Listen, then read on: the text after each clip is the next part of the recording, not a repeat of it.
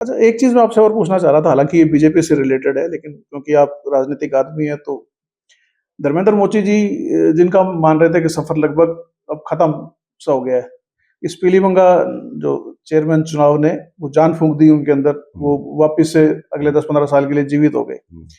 तो मुझे मैं पर्सनल बात कर रहा हूँ आपसे, मुझे भी ये लग रहा था कि ये जो आक्रोश रैली थी, ये हमारे जो बीजेपी कैंडिडेट थे, प्रत्याशी थे, कि उनके पास भी एक अच्छा मौका हो सकता था, एक खुद की इमेज का या एक वो करने का, लेकिन वो फिर भी बिहाइंड द कर्टेन ही ज़्यादा नज़र आए, वो इतने ज़्यादा एक्टिव वहाँ नज़र नहीं आए। जो चीज़ें उनको बोलनी चाहिए थी, वो बलवीर जी के द्वारा बोली गई या और लोगों के द्वारा बोली गई। देखो, उसमें दो बात होती है साहब। कभी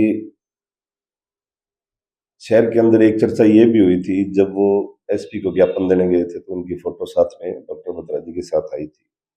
तो उसमें ये भी बातें हुई थी कि अभी ये जानबूझ के ये करवा रहे हैं। गणेश जी के आदमियों ने भी ऐसा ही प्रयास किया, शहर के कई लोगों ने अपनी तरफ से ये बातें बढ़ाई जो उनको नहीं चाहते।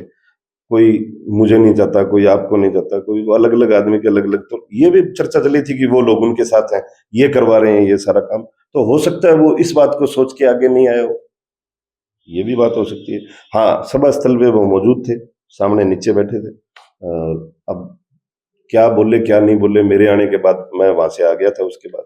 और मेरे हिसाब से अब उस डिसीजन को, उनको तो ये लग रहा होगा कि मैंने सही लिया है, और कुछ लोगों को ये लग रहा होगा कि उनको आगे आना चाहिए था। मेरे हिसाब से अगर वो शायद आगे आते तो ये जातिवाद वाला मुद्दा जो आपने मुझसे अभी ये जाट और गैर जाट का सवाल किया था, शायद ये फिर लागू हो जाता।